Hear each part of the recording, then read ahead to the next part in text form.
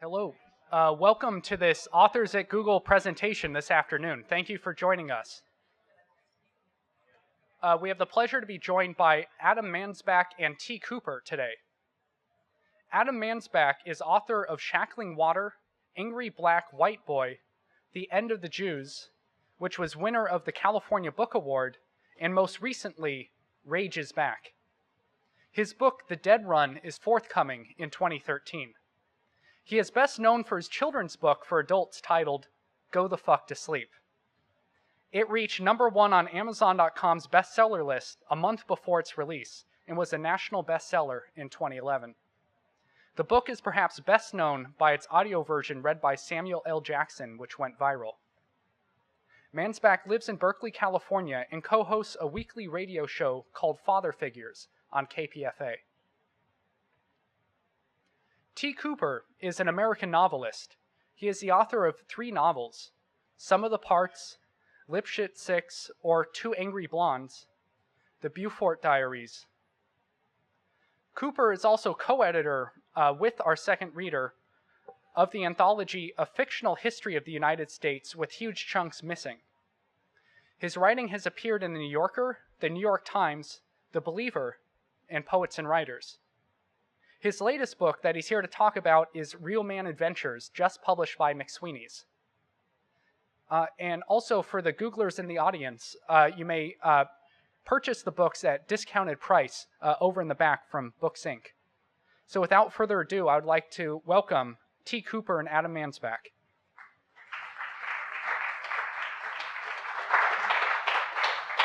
Hey, thank you so much for the introduction. Thanks for having us here. My name's T. Cooper, and I'm a little confused because of all the Google things I've been seeing, and a little off my game because it's quite a wonder here, as you all know. To you, it's normal. To me, it's mind-blowing. But I'm going to actually start off with, I think my wedding photos are going to pop up because of the screensaver, so let's get this film part out of the way as quickly as possible. This is just a brief intro to my book. I guess I'm a multimedia kind of author, although I don't really call myself that, but you'll see today that you're going to see some medias. This is a short film adaptation of like a few sentences from my book, and we'll start off after that.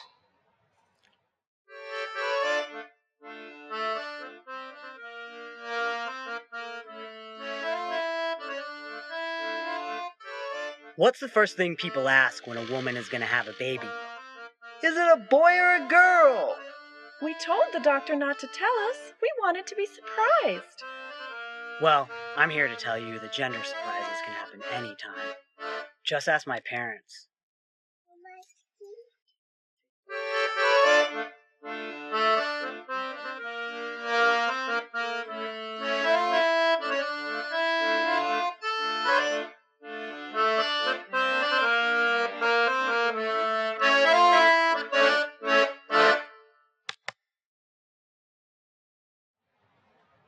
Okay, so that was a very exciting multimedia presentation for y'all. Is it okay if I just shut that? Good? Okay. Maybe you can tell from the video, am transgender, which is not my favorite topic to talk about, which is why I wrote a whole book about it. I've been actually touring a lot with the book, and is the feedback coming because I'm close to the line? It's fine. Okay. I've been touring a ton with the book, and this is actually kind of toward the end of my tour. And it is actually, it's a very strange place I find myself in because it's a topic that walking down the street, buying shit at the grocery store, picking up my kids at school, like I don't deal with it, I don't talk about it. Many of my neighbors don't know. What would you know, except you can tell I'm short, but that's about it. So that said, I might seem a little chippy about it, and I apologize for that in advance.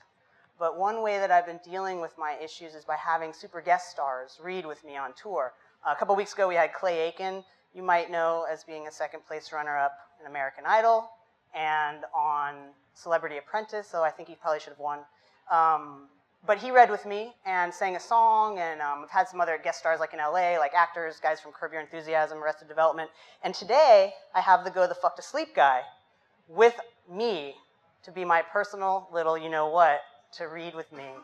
So I'm going to actually bring him up because this book is a kind of a conversation, I would say, about masculinity. By no means, we don't call it a memoir. It's not a memoir. Hey, it's the Go the Fuck to Sleep guy. Hey. Sorry, we go way back, and Yeah, you knew me before I was the Go the Fuck to Sleep guy. I knew him. Hopefully you'll know me after I'm the Go the Fuck to Sleep guy. I hope I get to. I hope that happens. Anyway, so what I'm saying, right, so the book is kind of a meditation on masculinity, and it deals with a lot of different genres, and there's essay, there's a little bit of memoir, but there's a lot of conversations and interviews. So Adam is going to help me read a chapter for you called Dialogue. We're going to start with Passport chapter.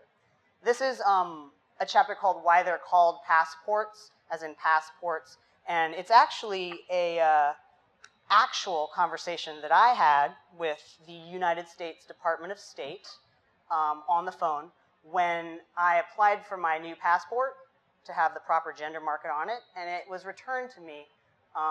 And you're going to hear what happened, I'm going to say 3 seconds after I got my passport back in the mail, and I was on the phone to the Department of State. So Adam is going to play the part of the Department of State, and I'm going to play the part of me. So you'll know when I talk, I'm me, and when he talks, we're not going to keep saying me, Department of State. Department of State. So you're going to. The role I was born to play. Yeah, no, this is you.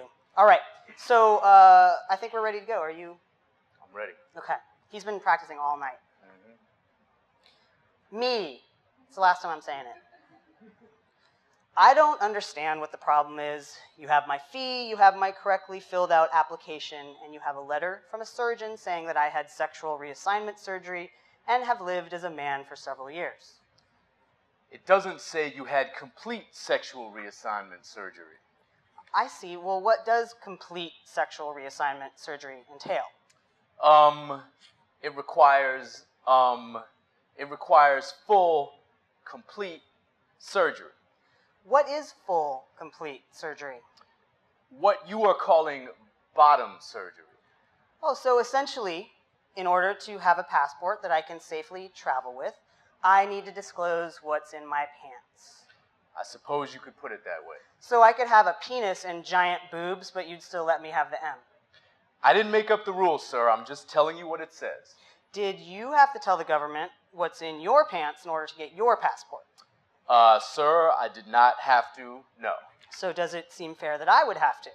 I can't speak to that. So you're telling me... I'm sorry, I just need evidence of complete sexual reassignment surgery, and then I can process your application. The doctor says he considers it full sexual reassignment surgery. It needs to say complete. Okay, so you're telling me I need to go to like Zagreb, Croatia and spend like $50,000 on a far from perfect procedure that would give me essentially a limp piece of sirloin hanging between my legs for you to issue me a passport with an M on it. Again, sir, I didn't make up the policy. I just need something that says you've had complete sexual reassignment surgery. I have completed my transition. Not according to the guidelines.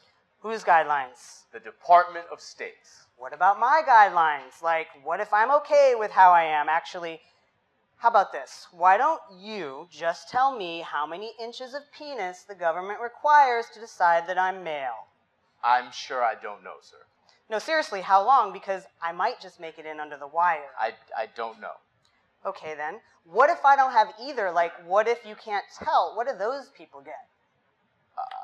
Or what if I don't want to discuss with a complete stranger or put down on record with the government what I have down there because it's nobody's business except mine and whomever I share it with?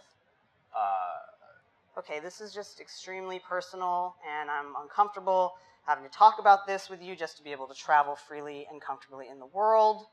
I can assure you it's not entirely comfortable for me either. I know you're trying to help, but can I just ask you one more question? Yes. All those guys in Iraq getting their genitals blown off by IDs, do you make them change their passports from M to F when they come home because they don't have penises anymore? I don't know what you want me to say. Send me a letter that says you've had complete gender reassignment surgery, and I'll process your application. Thank you, Mr. Go the Fuck to Sleep. We're stopping there.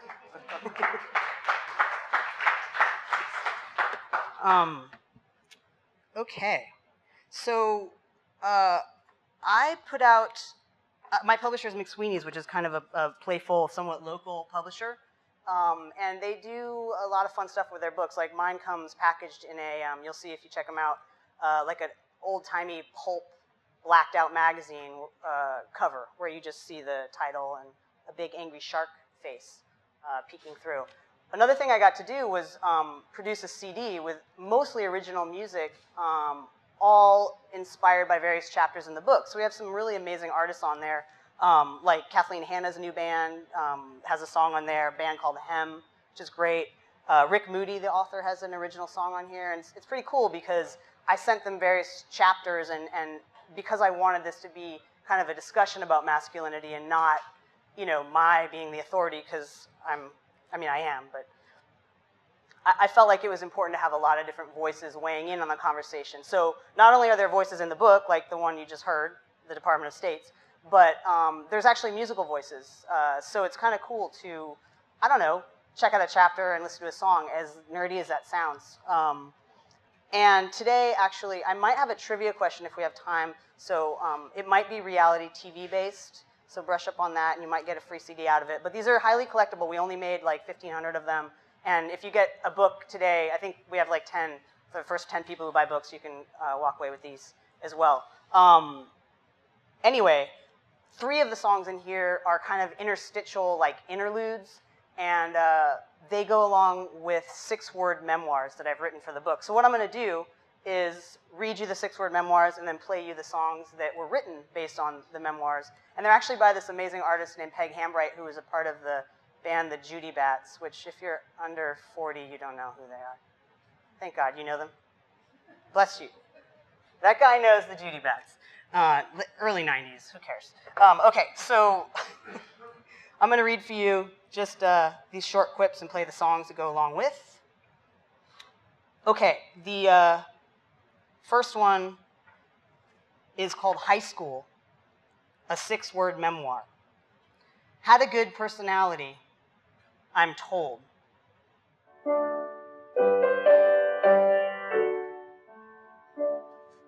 Had a good personality.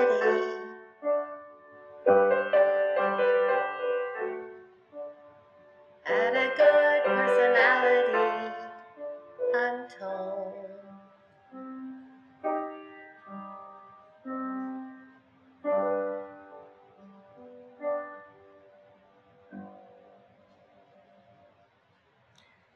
College, a 6-word memoir.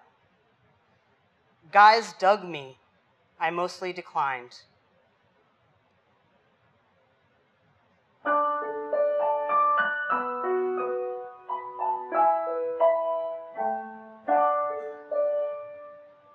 Guys dug me, I mostly declined.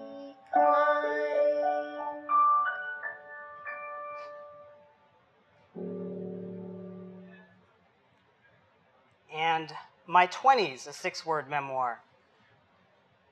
Thank God for Astor Place Barbershop.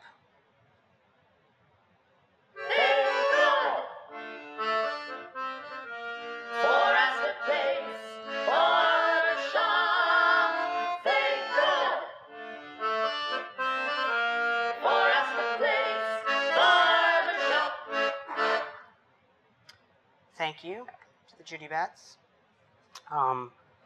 All right, so I guess I need to get the show rolling. There are some heartfelt things in the book. There's a couple interviews with my wife, who has to put up with me. There's a little bit about my kids, who I don't talk a ton about. But as you can imagine, have kind of a unique path through this world. At the event, I had one event in LA last week where a celebrity designer came up and told me, after an actor read the part of my wife and I read the part of myself from the book. And he said that our love was, well, first he said I had an aura radiating from me that was, I think, red and very healthy and very vibrant, and that I have great energy. How you doing? What are you having for lunch? She's not sharing. He was saying I was telling my truth, which made me want to die. But then he said that our my wife's and my relationship reminded him of Leanne Rimes and Eddie Cibrian. If anyone's familiar with them, he was, had another lady pregnant, and then he left her and went with this other lady, Leanne Rimes, who's a country singer. So I felt really honored and blessed by that comparison. I'm just trying to say there's a lot of really touching stuff in here that inspires a lot of comparisons to true love. I think we're going to read one more thing so we can get the go to the fuck to sleep guy out here again. We're going to end with, I didn't check to see if it's okay to curse a lot. Is that cool? Okay, because this guy's going to curse a lot. Usually I clear the room of children for this one. It's not that bad, but, some people are so sensitive. But I'm going to read just one more little bit of the book for you guys, and then head out, and we can do some Q&A afterwards. But I do want to encourage you to, if you're interested at all in the subject matter, well, it's a very universal story. Like the way I kind of go through this is, I don't know. I feel like it's all stories that are interesting are about people becoming, who they're meant to be. So there is some heartfelt stuff, despite what you're hearing here today. This is a chapter called Dialogue. I'm going to bring him back up. Adam, come join me. Page 239. So this comes later in the book, and I've heard this is a controversial part of the book, but I'm going to do it for you here today, because I think you guys can take it. I think you need a CD for Knowing the Judy Bats. Are you interested in that? Okay. Will you give this to him so I don't give feedback? The rest of you are going to have to buy, discounted books for that. Okay. So what he's going to read for you is an open letter to Brad Pitt and Angelina Jolie, and it's written by Bonnie Fuller, and she's the editor of the website Hollywood Life, Your Celebrity News, Gossip, and Style, BFF, which means Best Friend Forever. She used to be the editor of Us magazine, is my understanding, that print magazine that, no one cares about print, but you might have heard of it. So Adam is going to read for you Miss Fuller's open letter to Brad and Angelina, exactly as it appeared on her blog. Take it away. I'm honored that you would think of me for the role of Bonnie Fuller. Does anyone have a wig? Can I ask you one? How do you pronounce that word right there? He doesn't know Brangelina. Everyone knows Brangelina. I thought it was a hard G, maybe. I'm not up on a lot of this celebrity gossip shit. No, it's like if we were dating, we'd be like Tatum. Wow. Or Coop back. That's yet another reason we shouldn't date. Done. Brangelina, what are you doing to poor Shiloh Jolie Pitt? Your 3.5-year-old daughter is getting dressed in boys' clothes so often by you that the New York Post even described her today as your son. And no wonder. She was photographed in Daddy Brad Pitt's arms, heading into the Broadway show Mary Poppins on January 3rd, wearing a boy's, literally, this is terribly written, Burton ski cap and black puffy jacket. In recent photos, she's been decked out in a fedora tie, camouflage pants, boy vest, pirate sword, navy knit skull and crossbones hat, black jeans, gray jackets, black and white skull socks, and sneakers. Even the stuffed animal she carries is blue. Never ever is Shiloh dolled up in anything remotely girlish. Her blonde hair is hidden under hats or left unbrushed and pulled to the side of her face. Her sister Zahara Jolie Pitt, however, is allowed to have her girly touches. Her Mary Poppins hair was pulled into a blue barrette and pretty bracelets. Bracelets? Sick. Yeah, bracelets. Escape from under the arm of her coat. And you're not dressing your little boys like girls. So Brad and so Angelina, what's up with the cross-gender dressing for Shiloh? Did you both want another boy, not a girl? Maddox and Pax, really? Maddox? Weren't enough? Aren't you worried that you're going to confuse little Shiloh? Give her gender identity issues? Isn't it hard enough to grow up without your parents dressing you like the opposite sex? Motherfuckers? Sorry, I got She didn't write that. I added that was me. A shrink says yes. Angelina has said that she was bisexual in public. This is her bisexuality coming through.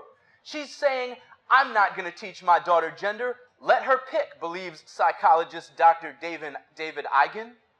But will it confuse her? Yes, says Dr. Eigen. She is being guided into a bisexual role. Her mother is projecting this onto this particular child. She has chosen her as her favorite. I think this is an issue. Such an issue that Shiloh is already insisting she be called by a boy's name, John. Not much imagination on Shiloh, huh? Brad apparently told Oprah that Shiloh insists on being called John, he explained. It's a Peter Pan thing. Peter Pan thing, my ahem. I just threw up a little bit in my mouth. Brad, does Shiloh even know what the color pink is? Has she even seen it? Why do you let little Shiloh be dressed this way? All I can say is that Brad must be whipped if he allows this, believes Dr. Eigen. Wow, Brad, you're whipped. Now come on, time to get up your gumption for the sake of your daughter and let her be a girl if she wants to be. Sincerely, Bonnie Fuller. Thank you. That was gorgeous. That was beautiful. Thanks. Truly beautiful. Interestingly, there was a response to the letter that ran. It's an open letter to Bonnie Fuller from Shiloh Jolie Pitt. And if you do check out the book, I haven't mentioned that, have I? If you do check out the book, you'll see it's actually in a child's writing. And I'm going to read it for you here to end this little party. Dear Mrs. Fuller, wow, are you a stupid cunt. I'm not the favorite, Zahara is, duh, and Maddox is the favorite boy, by a landslide. Everybody knows that, it's an open secret in our family. And what's this doctor you asked about my mom's sexual history? Is he even a doctor? I'm 3, and I know that what clothes somebody wears doesn't make them attracted to the same sex. That's retarded.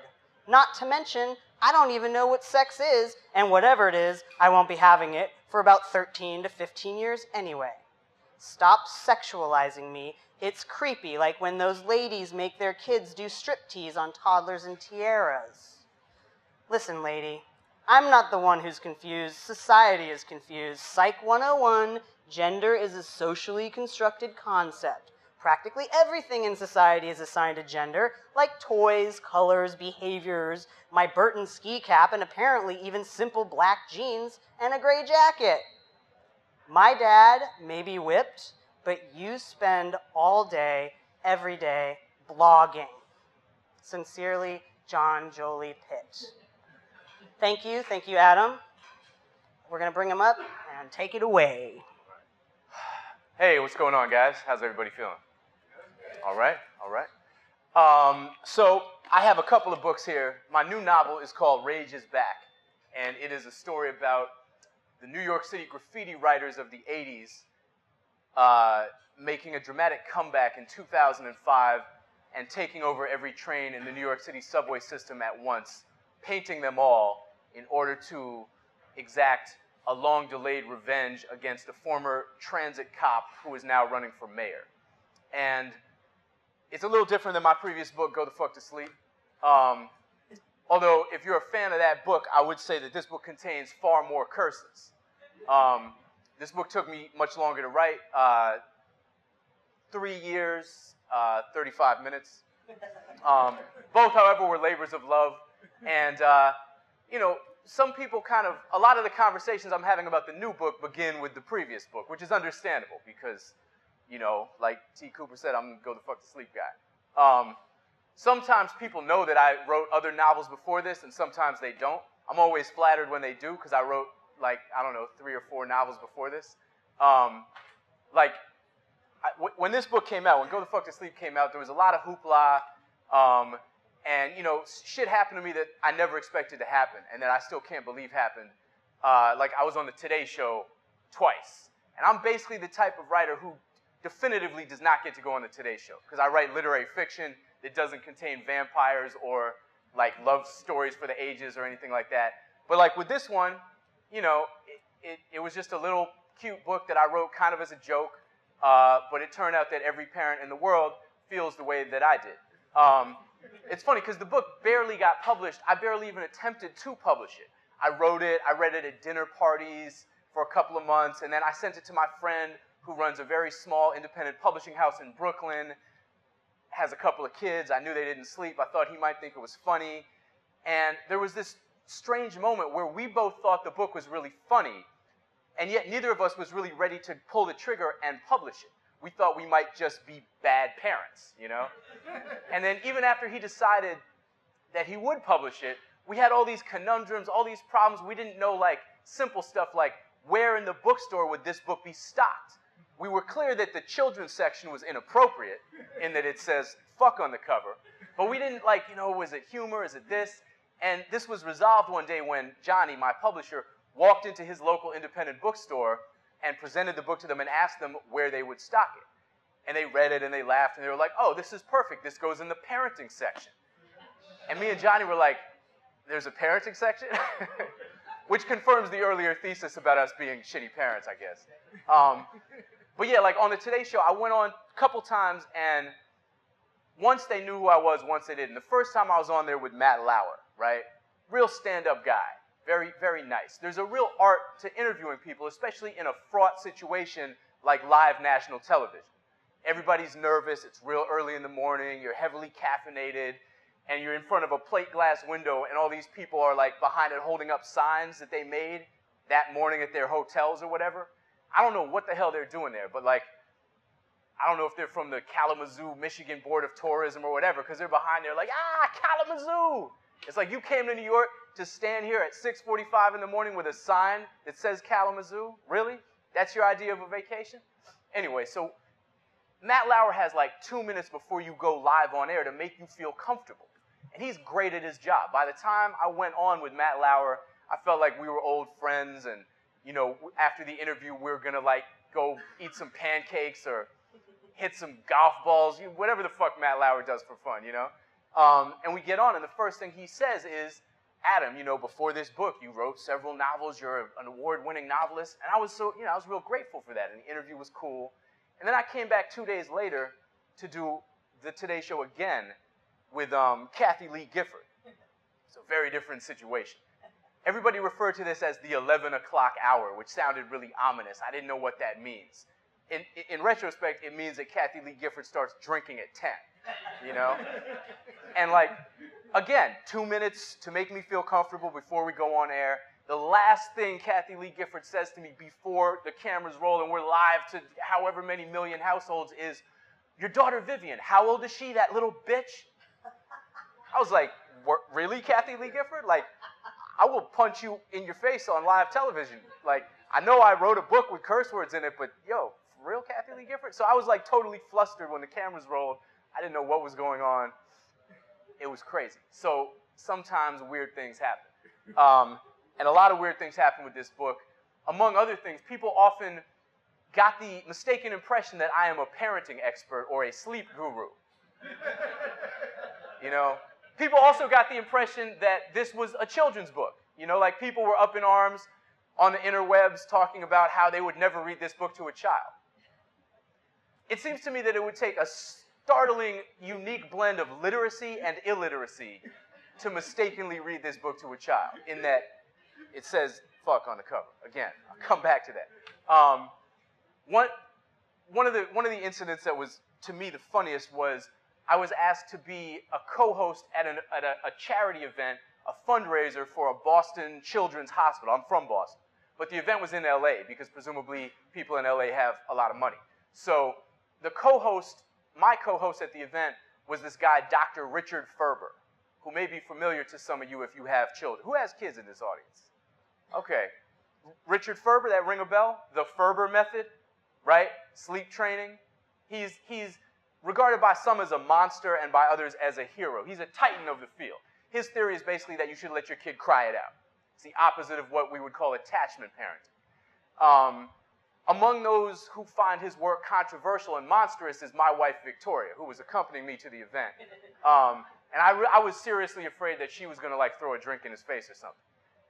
Because, you know, that theory of letting your kid scream and cry until they fall asleep and thus freeing yourself from the type of situation you deal with if you don't, excuse me, if you don't, she could never really wrap her mind around that. So I was worried about that. Dr. Ferber had requested some slides from the book, some images from the book to use in his presentation. I was not giving a presentation. My job was to drink and shake hands. I'm a titan when it comes to drinking and shaking hands. I'm great at that. And like, it was totally inappropriate for him to give a presentation because these were like a bunch of decadent, rich LA people who didn't need a 20-minute slideshow about how to put your kids to bed because they have nannies who do that. So he's giving this long presentation. When he finally gets around to the images from the book, the one that he shows is an image of a father, and this illustration is based on me because my illustrator, Ricardo, works from photographs. A guy who looks something like me sneaking out of the kid's room. The verse goes like this: "Bleary and dazed I awaken, to find your eyes shut, so I keep my fingers crossed tight as I tiptoe away and pray that you're fucking asleep." And he put it on the screen. He was like, "This is what you should never do." I was like, "Really, Doc? You just threw me under the sleep training bus, Dr. Ferber?" And, you know, it was kind of wild. I was standing in the back, imbibing, you know. But the crazy part is that the next morning I get an email from Dr. Ferber. And the email, we're staying in the same hotel. He could have just knocked on my door. And the email says, "Why didn't you tell me that I know you?" I'm like, Dr. Ferber has lost his mind. And it turns out that I went to summer camp before I got kicked out, which is a separate story. I used to get kicked out of a lot of things: Sunday school, summer camp. I went to summer camp with his son, Thad Ferber, the unforgettably named Thad Ferber. And, you know, when you're like 13, your friends from summer camp who live 2 towns away, you see them like once during the school year. So when I was 13 in 1990, Thad Ferber and I went to Tower Records on Newberry Street in Boston. And I was a hip-hop kid, right? I was a rapper, I was a DJ, which is why I'm writing novels about graffiti these days. And so we went up to the top floor to buy some rap records, and there was a big life-size cardboard cutout of MC Hammer up there. Because MC Hammer, from Oakland, was large in 1990, but he wasn't exactly the purest of products. Those of us who were rap purists had a real problem with him. We thought he was watering down the music. He was at the top of the pop charts. You may remember the large pants he liked to dance in, and subsequently the Kentucky Fried Chicken ads he starred in, followed by a long, drawn-out bankruptcy. So naturally, I ripped the head off the cardboard MC Hammer cutout and stuffed it in my jacket, which was not an act of theft as much as, you know, decapitation. And I attempted to exit the store and was apprehended by security in classic fashion, trying to go through the revolving door, and they came and put their foot and took me and Thad Ferber, who was guilty by association, down to the dungeon beneath Tower Records. And there they browbeat us and told us that the cardboard cutout cost like $8,000, which I find dubious. And, you know, told me I was banned for life from Tower Records, and they would only release me into the custody of the police or my parents. So, you know, this was not my first rodeo. Like, I got in trouble quite a bit. So I had a phone number memorized that was a fake number that just rang and rang, you know? So I gave them that number as my parents' number, and it just rang and rang, and I was like, guess they're out, you know? Thad Ferber had never been to the rodeo before, so he gave them his parents' number, and in short order, Dr. Richard Ferber showed up and took us both home. And I totally forgot about this. I'd never connected Thad Ferber to Richard Ferber, so my mind was blown, you know? And it actually made me feel a lot better about everything, because clearly Dr. Ferber is not that great of a fucking parent in that he let his son hang out with me, you know? So that was one of the richer anecdotes from the go the fuck to sleep insanity. Also good was the time that they tried to ban the book in New Zealand, of all places, right? What? New Zealand. I think of New Zealanders, Kiwis, as being fairly free-spirited, but there's a group there, and in fairness, the censorship efforts never got anywhere. But it was this group called Family First New Zealand. And the president of the organization, who I think was also probably the vice president, the sergeant at arms, the secretary, you know, put out this press release, which I thought was great. I have it framed in my office now, and it said, while this book may be amusing and harmless in the hands of normal, well-adjusted people, we are really worried about its effects in the hands of aggressive, dysfunctional parents. I was like, that's the rubric for what we ban now? What aggressive, dysfunctional people should not have access to? Do you also propose to ban spoons? You know, that could be a problem in the hands of aggressive, dysfunctional people. luckily for us, the audiobook, which was read in this country by Samuel L. Jackson, and also Werner Herzog did a version for us as well. You should YouTube that one. Also an adorable Filipina grandmother whose version went viral on the interwebs. That's probably my favorite. In Australia and New Zealand, the reader was this woman named Noni Hazelhurst. Anybody from that part of the world in the building right now? Yeah? You know who Noni Hazelhurst is? Yeah, she was on Play School. She's like Maria from Sesame Street crossed with Meryl Streep for that part of the world. She's like a successful film actor who also is a legendary child's television presenter. And when Family First New Zealand came out with their objections, Noni Hazelhurst went on national TV and basically told them to go fuck themselves, and that was like the end of it. And that was actually, you know, that was an interesting phenomenon here too. Whenever somebody came out of the woodwork and objected to the book in whatever way, the grandmothers of America basically stepped into our defense and shut down everything. And they had like the ultimate moral authority, you know? And they turned out to be a really hip and crass group of people. And I'm very grateful to them. So yeah, I ended up talking nonstop about this book for like 8 months, 8 hours a day, crazy amounts of interviews and stuff. And it's nice to have a new novel out. And you know, there is a connection, I think, between the two books in the sense that what I'm interested in exploring in my work is sort of paradox and human complexity. I think that's where narrative and conflict come from. That's where good fiction comes from. And that can be a very simple paradox, like the paradox of loving your kid to death, but also being willing to do anything in the world to get out of that kid's room after an hour and a half of trying to put that little creature to bed. Or it can be kind of larger societal paradoxes. In this book, I'm dealing with the world of graffiti, subway graffiti, as it originated as a movement in New York City in the 70s and 80s. It was controversial then, it remains so now. But for me, the lives of graffiti writers are fascinating because they embody so many tensions and paradoxes. They tend to be the eccentrics, the mad geniuses, the theorists of hip-hop. And I've enjoyed getting to know them over the past 25 years of my life. And the paradoxes that they have to deal with are sort of the tension between fame and anonymity. These guys are pursuing fame in a brilliant and original fashion, right? The New York City subway trains became their canvases. These were kids who were largely disenfranchised, coming out of marginal living conditions in the Bronx and Brooklyn at a time when New York City was bankrupt, at a time when art and music programs had all but been destroyed in that city, at a time when, you know, this is New York circa Ford to New York drop dead. Jimmy Carter driving through the Bronx and getting out of his car and frowning and getting back in and disappearing.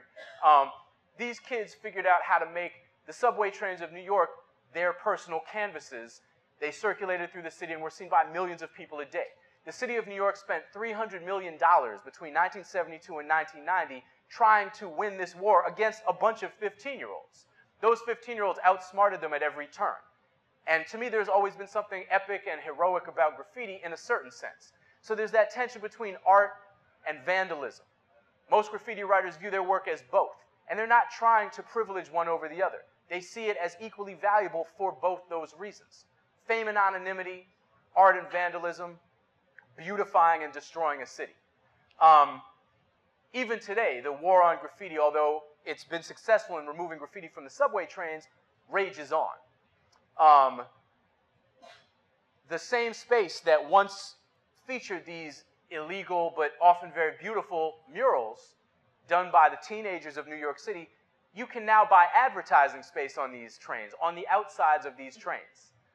For $50,000 a month, you can buy strips of advertising that will run on the exteriors of subway trains. So in this war over public space, which was a coded war, which was largely a war against young, underprivileged kids, kids of color largely in New York City, now public space can be yours if you can pay for it.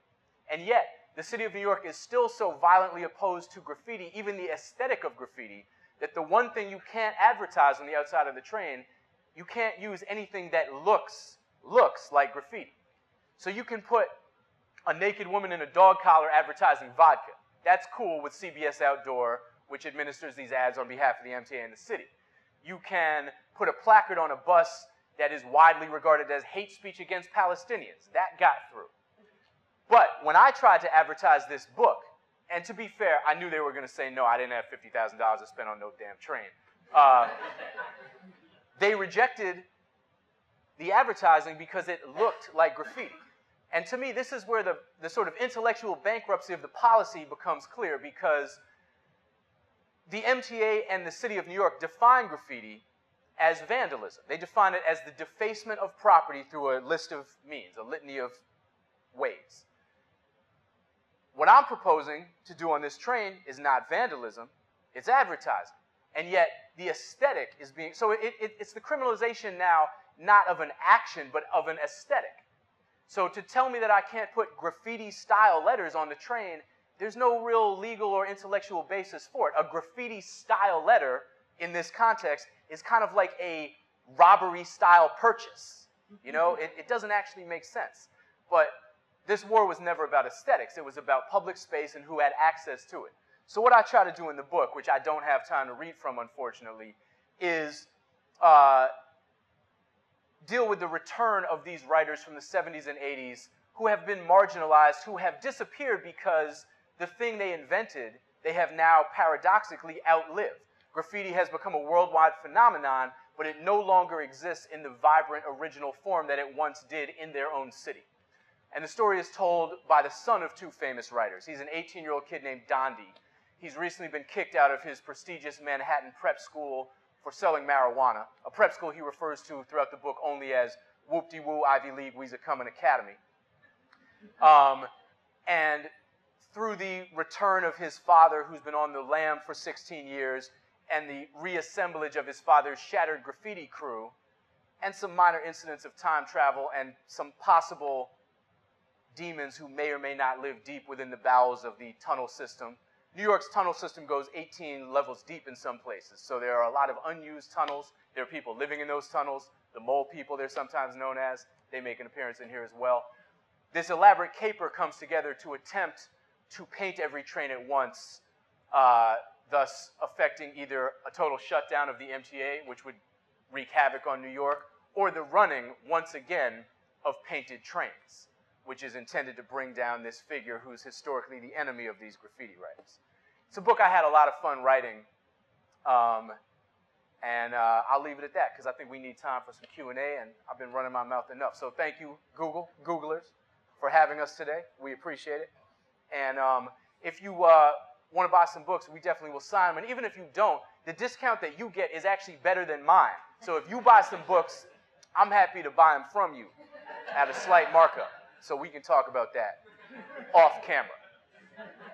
You want to come back